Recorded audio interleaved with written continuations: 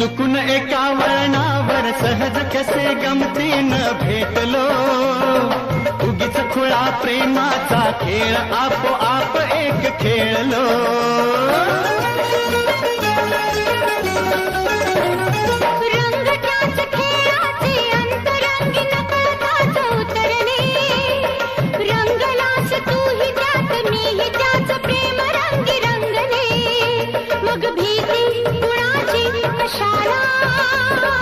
भीती कुणाची कशाला, भीती कुणाची कशाला, अगं भीती कुणाची कशाला.